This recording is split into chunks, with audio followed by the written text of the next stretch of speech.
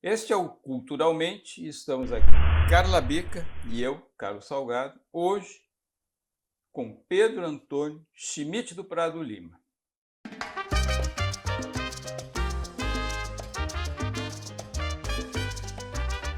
Pedro, quem é Pedro Lima? Nossa, eu não esperava essa pergunta assim. É uma pergunta cruel. Ela é feita para todo mundo assim? Isso, Sim. Nossa Senhora. é a parte mais divertida. Ah, é difícil responder isso. Ah, todo mundo tem uma identidade profissional, né? Que eu decidi ser psiquiatra, né? E ao mesmo tempo acho que sou uma pessoa assim que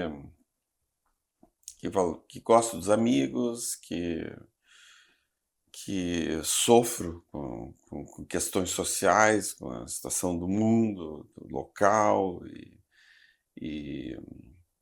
e ao mesmo tempo sou um cara otimista, assim, às vezes algumas pessoas acham que eu sou assim irrealisticamente otimista, assim, porque eu sempre não, mas talvez isso, talvez aquilo ah, possa dar certo, isso para ter essa solução, etc. E acho que isso um pouco me resume, assim, sobretudo, assim, eu gosto de pessoas, assim, eu gosto de conversar com pessoas, de descobrir como é que as pessoas pensam, qual é o jeito delas, isso é uma coisa que sempre me fascinou, assim, sempre foi algo que me motivou muito na vida, assim, acho que isso foi, talvez, uma das coisas mais importantes para mim. E pessoas fazem arte, pessoas fazem um monte de coisas, né? Das pessoas, assim, tô olhando no teu universo aí de já uma boa experiência de vida, né? Que coisas das pessoas te chamam a atenção além do discurso, do jeito de ser, e que as pessoas à tua volta produzem, dentro da tua família, imagino que também, né? Sim. Tu diz em relação ao que envolve arte, por exemplo? Por exemplo, Ah, sim, por que não? é, vou dar um exemplo música, né? Assim, eu me lembro dos momentos da vida eu me lembro dos momentos da vida que a arte meio que mudou minha visão do mundo, né? Eu me lembro quando um dos meus irmãos me deu um presente. Eu devia ter 11 anos de idade, me deu o livro o disco do Paul McCartney, Hum, e ali eu descobri que o mundo era maior que Porto Alegre. Foi aquele disco que me fez descobrir. Qual é o disco mesmo? Hum, R-A-M, tá? Ram, né? Do Paul McCartney. E aquele disco, tem aquela música Uncle Sam, né? Uncle Albert, aliás, Uncle eu Albert. tô gripado, então minha cabeça vai meio aéreo hoje. Então, Uncle Albert, por exemplo, aquela música que eu adorava, tem várias outras, todas as músicas ali são icônicas. Pós-Beatles. É pós-Beatles. Então, aquele disco, eu me lembro que foi uma coisa que me fez perceber que o mundo era maior que Porto Alegre. Me lembro de um filme que foi um impacto tremendo em mim, que eu estava na faculdade já, que foi Hair. Eu vi 20 e poucas vezes. 20 e poucas vezes, é. Não gostou? E pra você ter ideia, foi engraçado, porque eu fui Hair, era verão, e eu fui ver Hair, eu tava Acho de o Pedro um cara calça. mais legal do que eu achava. Tá bom, então. Então eu fui ver Hair, eu tava de chinelo de dedos, e o cara não queria deixar eu entrar, porque eu tava de chinelo de dedo no cinema, né? Eu lembro que eu tirei o chinelo, disse, pé descalço, não tem nada contra, porque esse cartaz aqui não proíbe pé descalço, né? E os caras deixaram eu entrar para ver. Então teve até essa situação que foi interessante. Mas ali eu me lembro que aquele filme foi um impacto muito grande em mim, né? Pra mim foi terrível. Então teve vários momentos assim que na arte foram coisas muito... Eu me lembro no colégio, né? Eu não sabia por quê. Mas isso teve uma influência muito grande na minha vida, assim, teve coisas no colégio que eu me lembro muito, assim, eu me lembro quando eu entrei no colégio no Anchieta, aqui pertinho,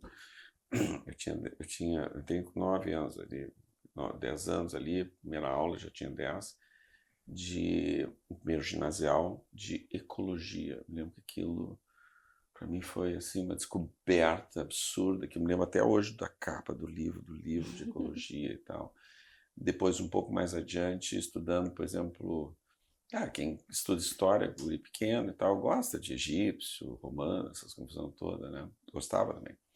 Mas quando chegou no iluminismo foi uma coisa que me Iluminou. fascinou. O iluminismo, assim, porque era uma coisa que fazia todo sentido, as ideias iluministas, tudo. Então, esses foram momentos chaves eu acho, da minha vida, viu? E tanto é que eu sempre me lembro disso, me lembro da aula, porque foi um impacto muito grande. O professor Arno Kern, né? E ecologia era o professor Kupinski.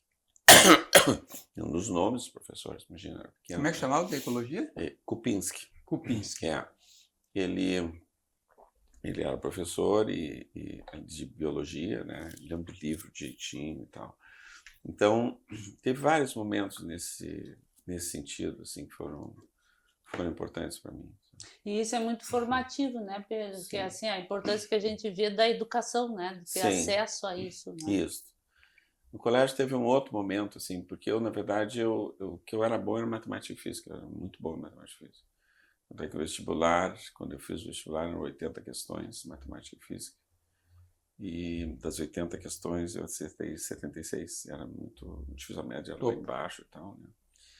E eu ia ser engenheiro mecânico, mas no último ano do colégio, eu decidi, eu comecei a me interessar, e tem duas influências, né? E teve um filme, na verdade, que era o Macaco Nu, né? O Macaco Nu que mostrava assim, o ser humano como se fosse uma espécie sendo estudada, e ali eu descobri o que veio a ser chamado depois de neurociência, porque naquela época esse termo não era usado. E aquilo foi uma descoberta para mim, e imediatamente eu saí da engenharia mecânica, que eu sempre tinha. Para ter ideia, quando eu tinha 15 anos, eu morava no centro, eu gostava de sair eventualmente, assim, uma vez por semana, e ir para a faculdade de engenharia. Tinha ali na frente de onde é o estacionamento da Santa Casa, né? Tinha engenharia mecânica ali, eu ia na biblioteca e ficava lendo livros sobre cálculos sobre a difusão de calor em motores, coisas do gênero, e sabia as equações, fazia os cálculos, aprendia sozinho. Então eu gostava disso, era minha diversão isso. E aquele exatamente, no momento que eu vi aquele filme, eu disse, não, quero trabalhar com isso, dos mecanismos no cérebro, entendeu? E eu tinha 16 anos quando aconteceu isso. E paralelamente tinha o professor Moreno, de literatura, que foi muito importante também na minha vida, porque ele, enfim, ensinou literatura. E eu comecei a achar que a gente passava na vida da gente pelos momentos da literatura, que a gente tinha uma fase que tinha aquele romantismo do José de Alencar, depois ele passava por uma fase meio mal do século, assim, meio tudo negativo, tudo não sei o quê. Depois a gente tinha uma fase meio assim, tipo assim, um romantismo assim grandioso, depois passava pelo realismo, isso, aquilo, e eu me acreditava na fase realista, naturalista, quando eu decidi ir para sair da engenharia mecânica, né, do desejo de estudar engenharia mecânica e desejo de estudar alguma coisa relacionada com aquilo. Daí eu disse assim, mas como é que eu estudo isso? Daí eu estava pensando nisso, eu acho que eu tenho que fazer então medicina para fazer psiquiatria, para fazer isso, né, porque eu não tinha faculdade de neurociência, né, então era... Sim. Então esse era o Quer dizer, meio desejo. assim, da engenharia mecânica para a laranja mecânica. Uma coisa assim, exatamente. Mas tem que a ver, né? outro filme que me marcou muito, Laranja Mecânica. Muito. Tá? E assim como 2001, eu sempre me lembro disso, porque eu acho que é um filme que meio que previu muita coisa. Né? E então, então essas foram coisas que me... A ver como a cultura, educação, música, cinema permeia desenvolvimento, né? Então, cada um absorve do seu jeito, mas é fundamental essa oferta. Uma curiosidade, que tu, então, quinzeanistas, andava pela cidade, naquela época todo mundo andava muito mais à vontade pela nossa cidade, né? Eras muito moleque? Não, eu acho que eu sobrevivi à minha infância e adolescência. A mulher diz que eu realmente sobrevivi, eu acho que eu sobrevivi mesmo. Fazia muita coisa perigosa. Muita molecagem? Muito. Inclusive, tive acidentes, hospitalizado, tudo. Tive quando eu tinha, acho que 11 anos, eu estava pescando, eu não queria pescar, queria nadar. Tinha uma represa no interior. E, só que assim, naquela época tinha aquela história, tu come, tu não pode entrar na água. Não pode entrar na água, vai ter morrer uma de congestão. congestão. Então tinha que esperar. E aí eu, puta merda, aí fui pegar lá o meu pescar, né? O pessoal tava pescando, sozinho, na taipa da represa. Tava lá pescando. E aí, quando eu vi a gurizada se atirando lá adiante, aí disse, tá, puxei com toda a força, um anzol duplo, me lembro, bem direitinho, e o troço veio no meu rosto. Aí dei um passo para trás e caí da represa. Aí caí, me arrebentei todo, ninguém viu, devo ter ficado inconsciente. Depois, mas eu sei que eu saí de lá sozinho, e bom, enfim, foi ser hospitalizado, já foi uma confusão do cão. Mas essa foi uma vez, né, porque descer lomba de bicicleta sem freio, ser atropelado por um carro lá embaixo, fazer um rapel sem corda numa cascata e depois no meio não saber nem volta para cá, volta para lá. Mas nem existia rapel naquela época. Não existia rapel, exatamente, mas é que eu gostava quando eu ia para o interior de caminhar em riachos. Caminhar em riachos. Sim. Aí eu caminhava em riachos e lá para cima tinha uma cachoeira. Aí sabe, tem que descer a cachoeira. E aí no meio, depois eu fiquei sabendo que tinha morrido gente ali e tal. E outras coisas, por exemplo, na época da faculdade, eu fiz um troço muito perigoso, eu tinha 18 anos, eu e um colega meu, grande amigo do colégio, nós decidimos fazer uma viagem de carona, trem, ônibus, né, um terço cada um na ida, na volta não teve tanta carona, mas na ida teve isso. E até o sul do Chile, então nós atravessamos a cordilheira de carona, andamos muito de carona no Chile, andamos na Argentina de carona, andamos de trem, fomos daqui a Uruguaiana num trem segunda classe, levou, sei lá, 18 horas, trem, uma coisa assim. Era banco de madeira, um troço assim. E, só que assim, na Argentina, numa cidade chamada Concórdia, nós ficamos sem carona de noite, fomos para a estação de trem para dormir ali, esperando amanhecer para pegar um trem. Que a gente tinha ficado sem carona. Mas a ideia não era pegar um trem, era tentar pegar uma carona. Mas daí veio um cara que era civil, com um grupo de militares, e nos pegou. E nos deixou ali, lá. Deixou assim, deu um susto na gente, porque fez a gente ficar só de cueca, nos assustaram horrores, mas nos liberaram. Mas daí quando nós chegamos no Chile, nós tínhamos 18 anos, nós descobrimos que a gente não podia passar. Porque tinha que ser 21 anos. E naquela época tinha toque de recolher ainda em Santiago, não no interior do Chile, só em Santiago. E aí nós decidimos entrar ilegalmente, né? Nós subimos um pouquinho, assim, a lateralzinha assim, do Aconcagua, porque a fronteira era ali, não tinha o túnel ainda. E entramos legalmente, fomos de carona, tudo, aquela coisa toda. Quer dizer, a gente era meio inconsequente, não tinha noção do perigo, entendendo? Porque era uma coisa muito perigosa. Total inconsequente. Tu andava em más companhias, então. O pior é que era eu que propus a viagem, entendeu? Ele com ele mesmo. E várias outras situações. Então eu era muito agitado, assim, era muito. Meu pai decidiu nunca me dar uma bicicleta, tá? E era uma grande mágoa, que eu tinha do meu pai.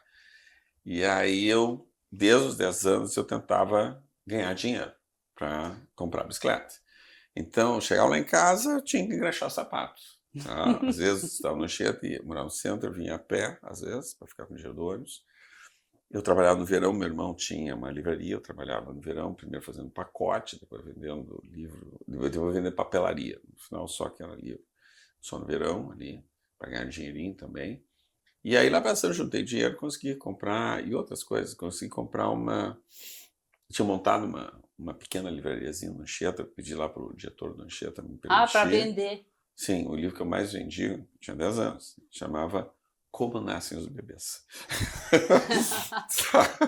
Uma espécie de pornografia assim, docente da época. Literata. Então, era o livro que eu mais vendi.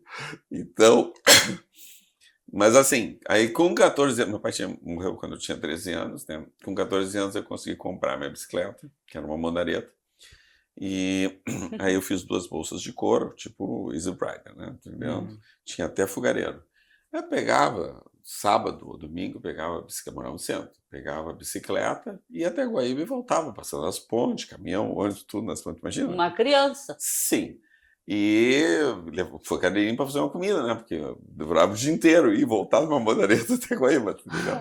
E era assim, meu fim de semana era andando pela cidade, de bicicleta, aquela coisa toda, né? Um explorador. Um explorador, né? O grande projeto que nunca foi feito era ir de Mandareta até o Uruguai, né? Mas nunca foi feito.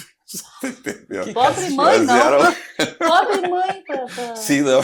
Para segurar. Não, exatamente. E tinha parceria, cara? A bicicleta não. A bicicleta não tinha. Agora, as viagens tinha. Viagem eu conseguia.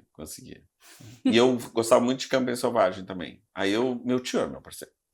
Aliás, meu tio gostava e me ensinou. Meu irmão da minha mãe. Acampamento selvagem. E quando morreu meu pai, muitas pessoas me ajudaram, né? Meus irmãos eram 30 anos, 35 anos mais velhos que eu, né? Então, assim, tinha um irmão que era o Vitor, assim, que foi maravilhoso, mas sempre foi, assim, era quem me levava ao futebol, tudo quando era criança. Parceirão. Depois tinha um outro que era o Mário, também foi super querido comigo, me ensinou, que era um intelectual, me ensinou 500 coisas, assim, era uma pessoa que tinha muita influência também, me apresentou muita gente também, assim, quando eu era criança, dizia para me prestar atenção, ele me ofereceu muita coisa, tá? E tinha o meu tio, que tinha uma pequena indústria, que me ensinou muita coisa também, que era meu padrinho, que era o tio Darcy, e esse irmão que era casado com a irmã da minha mãe, e tinha esse que era irmão da minha mãe, que era um médico, que era um explorador também, e que me ensinou essas coisas, né? Então, ele me pegava, e eu era com mapa e ele com carro, ele dirigindo, né? E a gente saía sem destino, fazia camping selvagem, né? E então eu adorava fazer isso, assim, imagina acampar no meio do mato, chovia era melhor ainda, fazer comida, aquelas coisas todas, sabe aquela barraca com proteção mesmo, né? Com a chuva, imagina no meio do mato, a barraca tem uma proteção, dormir com aquilo é uma sensação maravilhosa, né?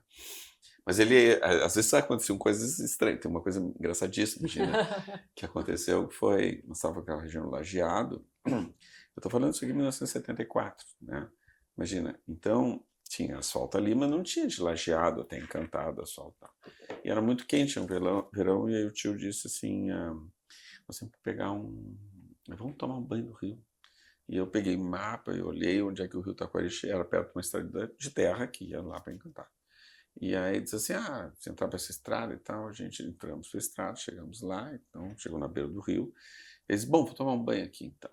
E que era tipo uma prainha assim que tinha.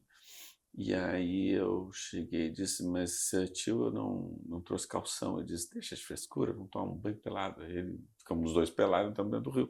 Nós entramos dentro do rio, chegaram 2 carros com 2 famílias para fazer churrasco. Nós passamos... Medi uma parte da tarde inteira dentro do rio, entendeu? Não saíram. Não tinha como sair, entendeu? Trancado naquela situação, entendeu? Então, assim, eu me lembro quando eu saí de lá, a gente foi até em Murcho, chegamos Encantado, numa lancheria, tipo um restaurantezinho, uma coisa assim, o tio José Alpoci, entendeu? Foi uma das melhores comidas que eu comi na vida. Imagina um adolescente assim, morrer de fome, né? Então, essas histórias aconteciam, era super, por exemplo, o guri era super divertido. Sim, mas... E o tio parceirão. Mas Pedro, a gente te conhece um pouquinho. Se a gente te convidar para uma aventura dessa, tenho certeza que tu ainda vai. Mas claro que eu vou. Sim. Então, quando eu fiz, há tempos atrás, quando eu fiz 50 anos, eu resolvi fazer uma festa que era, na verdade, um camping selvagem. E convidei vários amigos, inclusive quem veio aqui, um deles foi o Maninho, né, o Cláudio Magalhães, foi. E eu me lembro, nós estacionamos os carros, porque não tinha onde chegar, um lugar lindo, né? Era lindíssimo, onde a minha mãe tinha uma serra lá, Pinheiros, com muitos riachos, cachoeiras, um troço maravilhoso e que ninguém conhece. E aí tinha que transportar tudo, atravessando 2 riachos, riacho mesmo, até o ponto que a gente montar as barracas. E aí eu me lembro da frase que o Maninho falou para um outro amigo meu, que é o Thor, né? Aliás, o Thor é que falou. O Thor olhou para trás, carregando coisas, o Maninho carregando, e disse o seguinte, bem pior que eu imaginava. Mas foi maravilhoso, né? Sim. Foi um acampamento lá, sim, foi uma coisa épico. Sobretudo porque eu me dei conta lá que a carne foi, entendeu? Só a carne. eu me dei conta que o carvão e todos os legumes, tudo que acompanha carne, tinha ficado na garagem lá em casa. Quando eu voltei, estava indo na garagem, só tinha carne para comer. Então, fizemos um churrasco lá, tive que pegar a lenha, tudo, fazer tudo, porque senão não Sim, mas deu tudo certo, deu tudo certo. Não, claro, voltaram, sim, sobreviveram. Sobreviveram. A tua versão é de que deu tudo certo. Deu Talvez tudo certo. haja contradições nisso. Não, o pessoal contando, cada um tem uma versão. Não, o pessoal tomou banho no cachoeiro, não sei, todas aquelas coisas todas, tem um lago lindo e tal. Não ia chegar ninguém de fora. Que lugar era esse mesmo? Então, isso fica onde a minha mãe nasceu, né? Meu pai era da fronteira, né? De Quaraí. E a minha mãe é de Santa Cruz Sul, mas ela nasceu no interior. Hoje é município de Sinimbu. O município de Sinimbu, ele faz uma meia-lua, assim. Município de? Sinimbu. Mas é depois de Herveiras, é lá em cima da serra. Então, lá em cima da serra, é uma região de Pinheiros, chama Pinhal Santo Antônio, inclusive. E é uma região de serra e tem cachoeiras lindas. E é onde... E ela é uma região que realmente tem uma cachoeira grande. Depois tem uma menor em cima. E tem um lago e tem muita água lá. Então foi nesse lugar, né? E é um lugar que eu vou desde criança e que eu conheci muita gente muito legal, assim, lá, assim, muito simples, né? Mas que eu sempre... Foram pessoas muito importantes para mim. Segue sendo assim. Importante ainda. Eles morreram todos hoje, mas já faleceram, mas eles seguem, eu sempre me lembro deles, me lembro das histórias e... Tinha uns porque eu gostava, porque eu achava curioso, tinha outros porque apesar de, assim, de serem alguns semi-analfabetos, entendeu? Eu achava que tinha uma sabedoria por trás daquilo. Tinha um que eu sempre achei que tinha uma sabedoria muito grande. Quer dizer, a tua curiosidade pelo ser humano já estava presente ali. Sim. Tanto é que eu saía, às vezes, de carro daqui a longe, né? Ia para lá conversar, passar o dia lá conversando, que eu gostava de... Lá mais adiante tem um lugar chamado Boqueirão do Leão, né? Então eu lembro, conheci um cara que depois virou... esses são muito simples dessa região. Boqueirão do Leão, o pessoal já tinha mais estudo, um pouco, mas era assim, simples, né? Eu me lembro de um que eu gostei muito, eu gostava muito dele, que eu achava que o cara era muito sábio. Tinham dois que eu achava que eram sábios, e um desses que era semi-analfabeto, que é o Abel, que eu adorava, ele tinha percepções que eram... Eu vou dar um exemplo, tá? Aquela é uma região de pedra, serra, né? Muita pedra. Para a agricultura é um troço complicado, se não fumo. Né? E quando tu vai para Santa Cruz, que é rica, é uma várzea, então não tem pedra. Então, na cabeça dele, toda a riqueza de Santa Cruz Sul é muito relacionada ao tipo de solo. E um dia... ele já estava mais perto do final da vida dele, eu resolvi, acordei de madrugada mesmo, fui lá e disse assim, fulano, Abel, eu vou te levar para passear, pega uma roupa para um dia aí e vamos embora. E aí, não contei para onde é que a gente ia. E aí eu fui para Santa Cruz, e de Santa Cruz eu fui em direção a Bento Gonçalves, eu na verdade levei ele para Gramado, eu achei que ele ia adorar conhecer, porque eu nunca tinha saído daquela região. E aí, quando nós passamos por Bento, ele ficou muito curioso. Ele olhou e eu vi que ele não estava entendendo Bento Gonçalves. E ele olhou para mim, lá para cima, e disse assim, mas por que esse lugar se desenvolveu tanto? Eu olhei para ele antes de responder e disse assim, mas por que tu me pergunta isso, Abel? Então, eu queria entender o que ele estava pensando. Por que tu acha que... Ele disse, não, porque a matéria que é feita, o solo aqui é a mesma matéria nossa. Entendeu? Quer dizer, ele diz aqui é pedra também, como é que eles conseguiram ficar ricos? Entendeu? Porque o raciocínio dele de como Santa Cruz tinha ficado rica é por causa do tipo da várzea. Aí eu expliquei o negócio da indústria e tal, e ele, tá, aquela coisa toda. Esse outro, que era de Boqueirão do Leão, era interessante, chamava Arrechink. Ele era dono lá de uma serraria, né? E eu fiquei amigo dele porque, assim, que a família lá tinha tido um negócio lá, que ele pediu para mim acertar um negócio lá, porque ele tinha que ter acesso a um troço lá, tá? E estava uma confusão lá, e eu fui falar com ele, só que eu estava sujo, porque durante a faculdade eu construí uma casa lá nesse lugar. Fiquei 3 anos construindo a casa, sabe, tronco, esculpindo tronco, tava um troço lá. A tua engenharia. É engenharia, exatamente. Então, eu ia, fim de semana, assim, a cada 2 fins de semana, levava os amigos, ninguém sabia fazer porra nenhuma, fizemos tal da casa. E aí, o que aconteceu? é que eu fui lá falar com ele, eu estava sujo, estava todo sujo, assim, estava, né, barrado. E aí não estava lá. E aí, lá pelas tantas, ele dizia assim, tá, o senhor quer um emprego aqui? Tu quer um emprego aqui? Eu disse, não, eu quero tratar tal lugar. Ele ficou sabendo que eu era uma pessoa de uma família, que ele conhecia outras pessoas e que tinha sido dono de um montão de coisas lá, e lá em Boqueirão tinha um outro tio meu que morava lá, que era um cara super conhecido e não sei o que tinha sido... Aí ele ficou impressionado de eu ter ficado ali. É aquela coisa que tem, às vezes, do cara não se sujeitar a uma coisa assim. Então, ficamos amigos, entendeu? Foi assim. E o pessoal... E outra coisa, como o cara nunca vinha, eu estava de saco cheio de ficar esperando, o pessoal achou que eu queria trabalhar, perguntou se eu queria ajudar na serraria. Eu meti lá, estava cheio de maravilha, cabelo, tudo, porque eu estava lá 1 hora trabalhando lá, serrando coisas junto com o pessoal. Você está entendendo? Então, por isso que eles acharam... Sim. Bom, aí ficou bem legal, ficamos lá meio amigos, estava ele um senhor, estava eu um guri. Mas daí, na época que eu morei na França, né, eu me lembro que eu tinha um amigo que recebia a Veja, tá? E aí, um dia estava lendo a Veja em Paris, né? E aí lá pelas tantas tinham prefeitos do PMDB na época, aquelas coisas que um montão de prefeito vai para Brasília, vai para isso, para aquilo, para fazer nada, entendendo? Gastar dinheiro, aquela confusão toda. Aí eles tinham, sei lá, 400 prefeitos tinham ido para Brasília, uma coisa assim. Estou falando isso década de 80, lá por 86, por aí. Aí a Veja resolveu, criticando tudo aquilo, resolveu... Porque aí, naquela época, Boqueirão Leão se emancipou e ele virou o primeiro prefeito. E aí eles resolveram entrevistar 3 prefeitos que não tinham ido para Brasília. E um deles foi o seu Arre.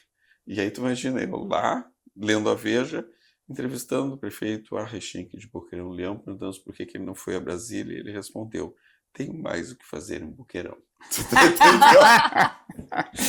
Então o cara é sensacional, entendeu? Era uma coisa. Então essas coisas eu adorava, né? Então às vezes eu pegava também o carro, depois que eu voltei, ia lá passar uma tarde conversando com ele, entendeu? Sim. E essas coisas eu sempre fui, eu acho que colecionando de um certo jeito, assim. Sabe que eu lembrei agora de uma vez que nós estávamos juntos, acho que talvez em Gramado, ou Bento, não sei, e tu me convidaste, vamos ver a dona fulana. Não foi em Cotiporã? E nós fomos de carro até lá. Isso. Né? E, enfim, fosse lá, abraçasse ela, muito querida, muito saudosa de ti e tal. E é dessas personagens, então. Porque com 10, 11, 12, 13 anos, eu passei minhas férias um mês em Cotiporã, cada vez, e fiquei amigo da cidade inteira, né? Sim. Da cidade inteira, fiquei amigo. E até hoje tenho amizades lá, né? Então, claro que os mais velhos todos já faleceram, sim, né? Mas eu fico uma relação afetiva e gosto, e isso é uma coisa... Então, isso eu acho que porque eu me lembro assim, quando eu era adolescente, meu pai morreu, né? 13 aninhos. Eu passei, 13 anos, eu passei um luto e tal, foi um momento... E não foi uma morte simples, porque ele ficou 6 meses tendo seguidos AVCs, um troço terrível, assim, sofrimento. Um sofrimento tenebroso e tal. Então, assim, foi muito sofrimento. E eu me lembro que eu comecei a pensar por que as pessoas sofrem, por que elas são felizes, por que isso, por que aquilo. E naquela época, no colégio, se estudava muito sociedade de consumo, essas coisas todas, né? E aí, uma coisa que eu me lembro, assim, que ficou muito claro, quando eu tinha 16 anos, isso foi a idade que isso ficou extremamente claro, que eu me dei conta assim, não, assim, a felicidade é ter relacionamentos. O resto mas o resto ou é distração. A felicidade em si é ter relacionamentos. Entendeu? Foi ali. Então, aos 16 anos, tu te deste conta das coisas que as evidências provam hoje, que uma das melhores coisas para a sobrevida, para viver mais, são os relacionamentos. Eu acho que sim. Eu gosto de... Na verdade, eu acho que durante toda a minha vida e carreira, na verdade, eu repeti as coisas que eu me dei conta nessa época. Basicamente isso. É tudo um certo sentido, uma certa repetição dessa época. E tu vives pelo mundo, né, Pedro? Tu continua com essa prioridade, tu fazes essas amizades na Europa, coisa? Sim, um pouco por tudo, né?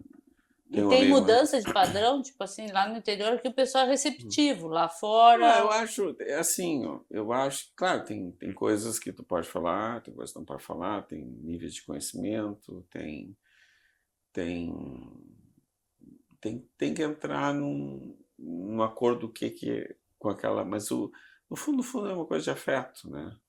Nesse sentido, né? E eu, por exemplo, morei 3 anos e meio na França, então ainda mantenho os amigos de lá. E até agora tem uma lei francesa que permite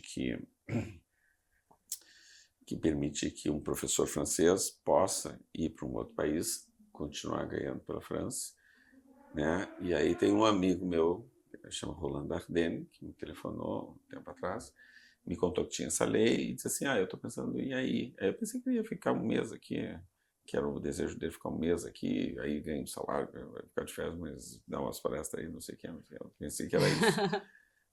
Não, é um mínimo 1 ano, máximo 2. E eles estão tentando fazer toda a documentação para vir para cá. Tá? E isso é uma coisa de amizade, porque ele vai vir para Porto Alegre, tá entendendo? Tem o mundo inteiro para escolher, né? Para ficar a gente convivendo 1 ano, tá entendendo? Basicamente isso, né? A primeira coisa que eu pensei é o seguinte, separou da mulher, né? Deve ser isso. Uma coisa ruim.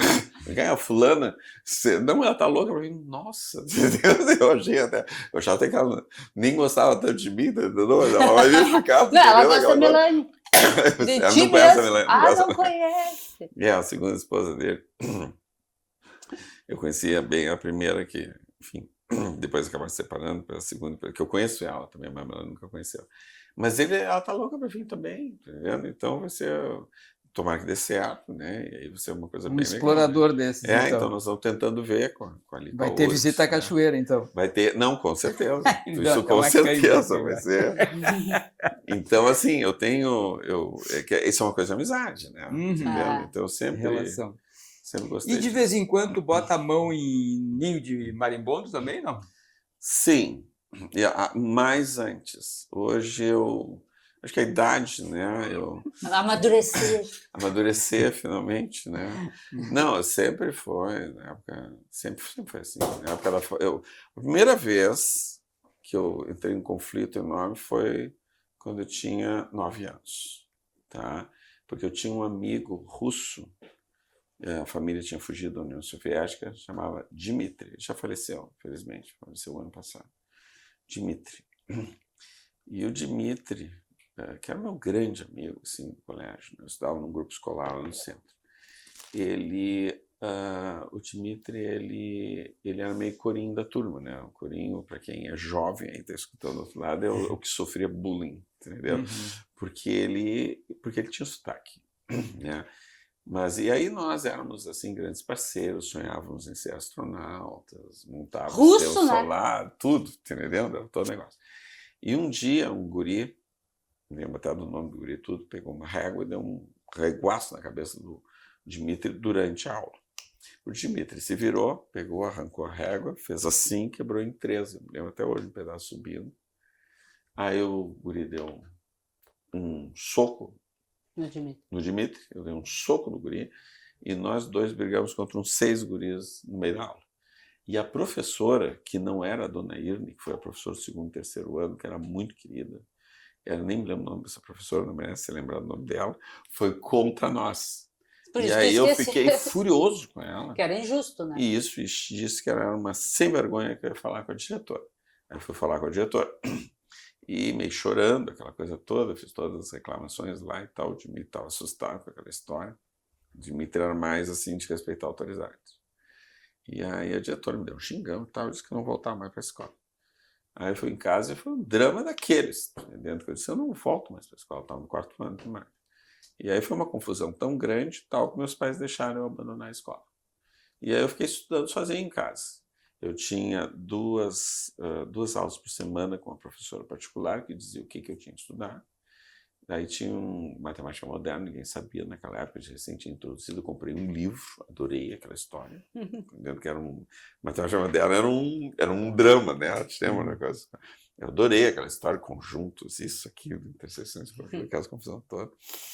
E aí eu fiz a prova de admissão no final do ano e acabei passando bem até no ginásio no Anchieta. Então eu não fiz o 4º e 5º ano primário. Fez em casa. Eu fiz sozinho, naquela coisa. E eu também não tinha feito o primeiro, porque eu tinha entrado no segundo. Então, sempre quando eu tinha um pesadelo, até uns 10 anos atrás, o meu pesadelo é que descobriram que dos 5 anos eu só tinha feito 2 e mandava eu de volta pro primário. Você entendeu? Voltava pro colégio. Eu voltava pro colégio.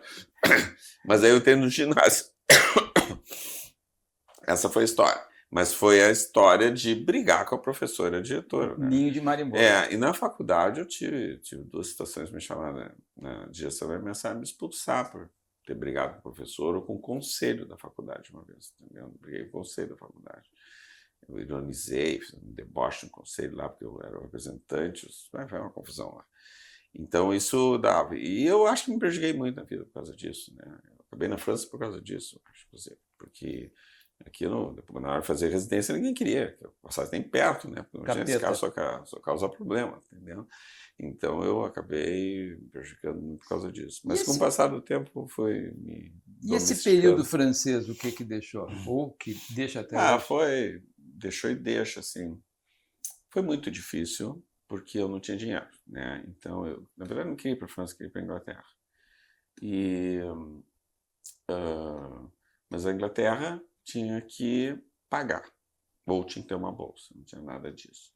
Então, se eu me desse muito bem na França, eu poderia receber na França dinheiro.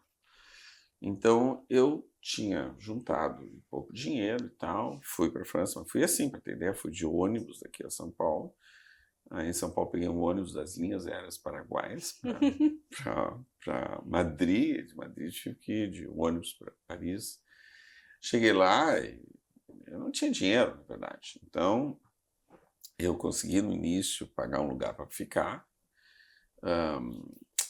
Consegui logo encontrar um jeito assim, cuidar de criança para poder ganhar um pouquinho de dinheiro. Mas teve um momento que eu não podia gastar o dinheiro. Tá? Eu não podia, eu era bom nisso. Tá? Então, tem uma relação até hoje com eles. Não com os pais. Sério? Até hoje. Vieram há uns 2 anos atrás me visitar aqui. Que até bacana. hoje. Então, assim, eu não sabia falar francês. Eles me deram 1 mês para aprender francês. Foi um horror para aprender francês em 1 mês. Eu ficava vendo filme no Georges Pompidou, que era de graça. Bom, mas lá para Santos não tinha dinheiro para nada, nem para comer, nem para viver, nem nada. Teve um dia que eu tive que dormir num abrigo para morador de rua, para ter ideia. Isso já no hospital trabalhando. Mas daí teve uma prova, entendeu? Que eu estudei, né? E aí estudei bastante. Então, eram 120 pessoas, fiquei em 2º lugar, e aí eles me deram casa, comida e salário. Tá? E aí, quando chegou no final do ano, eram 450 pessoas, essa era muito complicada a prova, eu estudei muito. Eu fiquei também em 2º lugar, e aí eles me deram um posto super, entendendo? Mas senão eu teria que ter voltado por falta de dinheiro. Foi quanto tempo que ficasse lá 3 nesse anos treinamento? 3 anos e meio. 3 anos e meio. E depois, era um programa de residência ou algo equivalente. Exatamente, uma coisa equivalente. E quando chegou ali no final, aí eu tive 2 boas ofertas. Uma era para a Universidade de Viena, um contrato de 4 mais 4 anos, porque o chefe da Universidade de Viena esteve em Paris, ele gostava muito de mim, chamava Peter Bern, todos os dias me pegava para tomar um café, eu não tomo café, então eu tomava lá só limonada, ele tomava o café e ficava me ensinando coisas, conversando no bar na frente do hospital, tipo um boteco na frente do hospital. E o meu chefe, que se chamava Samuel Lagenés, que todo mundo tinha medo dele, porque ele era realmente mas era um grande clínico, grande psiquiatra clínico, assim, um cara impressionante. Mas todo mundo tinha medo dele, porque ele era realmente muito duro, muito difícil. Ele gostava de mim. Então, apesar de nunca ter me elogiado nem nada, mas ele gostava muito de mim. Então, ele só me xingou, né? Mas eu não dava bola, porque eu gostava, exatamente. Mas quando eu decidi ir embora, ele fez uma oferta muito boa. Ele era um hospital que se chamava Rimondor, que é muito parecido com clínicas. Ele disse, olha, nós descobrimos um hospital que é muito parecido com o hospital da tua cidade. Nós descobrimos como é que é o hospital, um dos hospitais da tua cidade, um hospital muito parecido. Isso não tinha internet naquela época, né? Não sei como é que eles descobriram isso. E daí aí tinha uma oferta lá no posto muito bom, e que era uma coisa muito, muito rara, assim, porque eu ia meio que coordenar uma parte de pesquisa dentro do negócio, né? Mas eu estava decidido a voltar. E a Melanie estava aqui. A Melanie estava aqui e eu estava... Não, se eu ficasse lá, ela iria para lá, né? Mas eu estava decidido a voltar, né? Para cá. Você já namorava quando tu foste? Isso, né? Tinha morrido um irmão meu, tinha morrido um sobrinho meu. Eu me enlouqueci e tinha que voltar ao Brasil, entendeu? E eu acabei voltando para o Brasil e, enfim, né? Eu comecei a minha carreira aqui. E essa carreira, Pedro, o que é a carreira de um psiquiatra que ia ser engenheiro mecânico, que era curioso com a natureza humana, Sim. oportunidade que fosse para a França contra todos os prognósticos que tu mesmo descrevesse? Enfim, deu certo, né? Até francês tu aprendesse. Até francês. E voltasse. Não. E aí, o que era? O que era a época? Voltar para o Brasil e ser psiquiatra em Porto Alegre? Assim, quando eu voltei para o Brasil, o Valentim Gentil Filho, São Paulo, né? Eu professor titular, me ofereceu ir para a USP. Mas eu decidi ficar aqui. E aí aqui, na época, é um domínio total da psicanálise, né? Então o que eu fazia, que era psiquiatria clínica e psicofarmacologia, era muito desvalorizado. Então foi difícil no início, assim, porque não se via valor no que eu fazia, né? Mas foi dando certo, e deu certo, né? E deu certo, acabou dando certo, né? Mas foi uma construção, não foi lenta, foi até rápido, eu te diria. Mas era acampamento selvagem. Era acampamento selvagem. No início, sim, era bem difícil, né? Mas acabou dando certo e deu, né? E durante um tempo eu sempre refletia por que tinha dado certo, quais eram os pontos que eram importantes. Eu não sou muito de me iludir com as coisas, entendeu? Então, assim, eu vi um mérito meu, mas eu via também um momento exato, tá entendendo? Às vezes eu vejo que a vida é meio que assim, que nem eu não surfo, mas é que nem surfar, tá entendendo? Se a onda tá perfeita, bom, o cara tem sorte, o cara pode ser um grande surfista, não tem uma onda boa, não vai surfar, tá entendendo? Eu, quando era guri, eu gostava, eu tinha um gravadorzinho, eu fazia um programa no gravador, que ninguém escutava, sobre automóveis, tá entendendo? Se fosse, sei lá... Hoje em dia eu teria um podcast, tá entendendo? De automóveis. Com milhões de seguidores. Tá? Então, assim, tudo depende, eu acho que, claro, que eu trouxe uma informação que envolvia psicofarmacologia, mas não só isso, mas diagnóstico também, que é o que eu tinha aprendido muito, que era o momento exato também, entendendo? Então, foi a hora certa, claro, certo. Então isso me ajudou também muito, né? Então teve essa coisa que foi muito interessante. Teve uma outra coisa que eu acho que aí é uma coisa que foi uma coisa que eu aprendi do colégio, tá? Que eu agradeço aos meus professores, porque a faculdade de medicina ensina a gente a ter certeza das coisas, né? O que é um erro. A gente tem que ter a segurança de que aquela é a melhor decisão com os dados, os conhecimentos, enfim. Para o momento. Para o momento, exatamente. Mas a dúvida sempre tem que persistir, porque se não tiver dúvida, há certeza. Exatamente, não tem novo aprendizado e tal, se não tiver dúvida. E isso é uma coisa que eu sempre cuidei, assim, eu sempre achei que o maior ativo de alguém que trabalha com conhecimento é a dúvida. Então, mas isso foram professores que me ensinaram, né? Para Popper, a lei da refutabilidade em ciência. Exatamente. E na faculdade tive um professor que me ajudou nesse sentido, de manter essa minha convicção, que foi o Petrilo. O professor Petrilo me ajudou bastante. Infecto. Exatamente. Muito. Uns amigos e tudo. Vitor Flávio Petrilo. E ele me ajudou nesse sentido muito. Ao contrário da maioria, não vou dizer todos, mas da maioria dos outros professores que não tinham nem noção disso, né? Que é uma coisa muito triste. Aferrados às certezas. Exatamente, aferrados às certezas e muitas vezes com uma visão de um tecnólogo como se fosse um cientista, sem ser cientista. E o risco disso numa faculdade de medicina que tem que criar pensadores, né? A gente que abre o pensamento, porque o diagnóstico é muito amplo, né? Exatamente. Cada vez mais na psiquiatria o que a gente vê, a revolução. Exatamente. Então, isso me ajudou bastante. Eu acho que é uma coisa que me ajudou. Tá? E, enfim. O direito à dúvida. Uhum. E Pedro, a vida do Pedro, né? A tua vida, né? Então a cara lembrou, né? Que importante dado biográfico, que é encontrar a mulher da tua vida. Sim. Né? E no que deu isso? Pois não, foi. Nos encontramos ali no final da faculdade, né? Eu ia fazer um estágio aqui no São Pedro, eu fui fazer um estágio em São Pedro, eu conheci a Melanie. Vocês também se conheceram no São Pedro? São Pedro. Nós dois somos de São Pedro. Exatamente. Nos conhecemos lá e daí começamos, quando tinha terminado o estágio, a gente começou a namorar, já tinha terminado o estágio. E aí teve esse evento, assim, o sonho dela era vir para Porto Alegre, fazer residência aqui, e depois meu sonho se tornou fazer em algum lugar.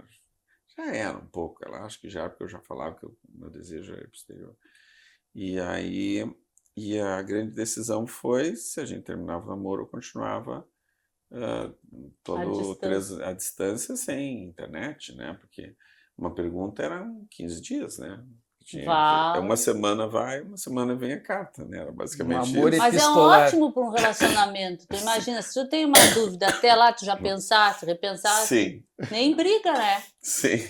Um namoro epistolar. E aí foi... Um romance antigo. Foi, exatamente, né? E aí, bom, depois eu acabei voltando. Tinha uma época que ela ou ia ou eu voltava, né? Acabei voltando. E eu me lembro que foi engraçado, porque quando eu voltei, ela achou que tinha que... Eu tive que montar um apartamento para mim. Eu aluguei um apartamento. E eu tive que comprar geladeira, tive que comprar fogão, tive que comprar essas coisas todas. Porque ela tinha um que ela estava morando, mas eu achava que primeiro tinha que... Nós vimos que frescura é essa, entendeu? Claro que um mês depois nós estávamos morando junto com tudo duplo. Entendeu? 2 geladeiras. Tudo duplo. Sim, o relacionamento que durou todo esse tempo. Porra. Sim, mas tinha que ter o test drive diário, né? Sim, olha só. E por falar em morar junto, né? Fofoca aqui, né? A gente sabe que tu é chegadinho, né, nessa coisa alquímica da cozinha. Como é que isso apareceu na tua vida? É coisa de explorador também? Eu sempre... isso a gente tem que deixar claro, ele cozinha muito bem. Na verdade, começou de um jeito ruim. Foi quando meu pai ficou doente e a família entrou em parafuso. E se eu não cozinhava, eu não comia. Não tinha que comer. Exatamente. Então, eu comecei a cozinhar ali. Mas eu peguei gosto. E foi indo, né? Na faculdade, por exemplo, eu cozinhava. Eu sempre na França, por exemplo, festas no hospital, era eu que cozinhava. Corajoso. Mas ganhou os caras pela barriga também, é um cara esperto. Sim. Eu cozinhava. Cozinha brasileira. Cozinhar para França. Não, até inventava. Não, brasileira ou outras, né? Até francesa. Eu cozinhava. Aqui em Porto Alegre, na época que o Gerard era vivo, né? Que era do Bateau Ivre, né? Que foi muitas vezes considerado o melhor restaurante de Porto Alegre. No sábado, eu batia lá às 8 horas da manhã, nós saímos para fazer as compras para o restaurante e depois ficávamos fazendo todas as bases para a noite até umas 3 da tarde, fazia uma comida para nós e ficava batendo papo ali. E tinha um francês perdido em Porto Alegre, que tinha sido um executivo na França, que casou com uma carioca que resolveu morar em Porto Alegre. E eles vieram morar em Porto Alegre, o cara estava completamente perdido aqui. Aí ele estava escrevendo um livro, até mostrava uns pedaços do livro, até que ele estava escrevendo. Ele ia lá para ficar falando francês também. Nós ficávamos ali, cozinhando e tal, conversando, né? Então, acabou pegando um pouco essa relação de cozinhar de vez em quando. Exatamente. E o que a tua cabeça anda pensando hoje em dia, Pedro? Não, assim, faz tempo que eu tenho eu sempre tive essa coisa muito da neurociência, e às vezes uma ciência muito pesada, muito dura, muito neuroquímica, ou enfim, neurofisiologia. Mas faz vários anos que eu tenho me dedicado um pouco sobre a neurociência como uma visão, que fornece uma visão e fornece elementos para a compreensão da sociedade e para a tomada de decisões, por exemplo, governamentais. Então, por exemplo, eu me debrucei sobre por que as pessoas acreditam em fake news. Então, eu publiquei um artigo longuíssimo no Estado de São Paulo, uns anos atrás, sobre isso, sobre a neurociência por trás de acreditar na fake news. Agora eu escrevi um texto... Sim, teria um cérebro diferente para acreditar. Eu estou... Não, e várias situações, porque não é só um cérebro, tem questões que é do cérebro em si, mas do cérebro em relação ao ambiente, né? Porque a minha visão sempre é ecológica, né? Sempre por exemplo, uma das coisas que eu acho que a psiquiatria tem que ter uma visão ecológica, não ecológica no sentido de ser um termo só, mas vou dar um exemplo, uma coisa ecológica. Vou dar um exemplo, tá? Por que o transtorno de déficit de atenção só se fez diagnóstico nos últimos, 50 anos? Por que não é que nem a depressão que a milênios se faz, entendendo? Porque, na verdade, os sintomas de déficit de atenção é uma relação ecológica, porque o mundo mudou, a escola, o tipo de profissão, que faz com que aquele tipo de cérebro acabe tendo uma relação diferente com a maioria das pessoas. Tá entendendo? Exatamente. Não é só epigenética, é um cérebro nômade que dá, entendendo? Esse tipo de coisa. Exatamente. Então eu sempre tenho uma visão assim. Então, assim, por exemplo, e agora eu escrevi um texto que eu não sei se vai virar um livro ou não, mas talvez vire junto com mais 2 autores, cada um de visões de outras áreas, que é sobre a neurociência do extremismo, por exemplo. Então eu tenho me debruçado sobre essas coisas que envolvem... Que é uma... Como é que tu chama? Botou a mão no... Ninho de Maribor. Então a neurociência do extremismo, por exemplo. Então, tem um amigo meu que já está escrevendo, que é um cara brilhante, que é o Felipe Pimentel, sobre o extremismo, sob o ponto de vista da psicologia social, e provavelmente nós vamos ter um terceiro, que está mais ou menos ali, mas não está bem certo, eles não vão dar o nome da pessoa, talvez escreva sobre o lado do cientista político, e daí talvez saia um livro sobre esse negócio, talvez saia. Neurociência do extremismo. Isso. Então, perfeito. O texto basicamente explica, primeiro, por que eu uso a palavra extremismo, não radicalismo, tá? As raízes históricas dos 2 termos. Depois, por que sempre existiram pessoas extremistas, os mecanismos biológicos todos por trás disso. E por que agora aumentou o número de extremistas? O que na sociedade mudou para que aumente o número de extremistas agora e os mecanismos biológicos por trás deste aumento? E pensando sempre ecológica. Não era o nome do professor da Anchieta? O Kupinski. O professor Kupinski. Desde então. Sério. Mas que interessante, né, Bruno? Então, mas aí também, né, o mundo vive mais tu e a Melanie, os dois. E também nós, assim, em relação a às vezes conversa, essas coisas todas, né? Às vezes eu digo assim, eu não porque às vezes a gente discorda, mas eu faço argumentos, faz outra, elas assim, lembro que às vezes fica um embate um pouco de argumentos, eu sempre digo assim, tu não está entendendo, eu não quero ganhar a discussão, eu quero entender o que tu está pensando sobre isso, entendeu?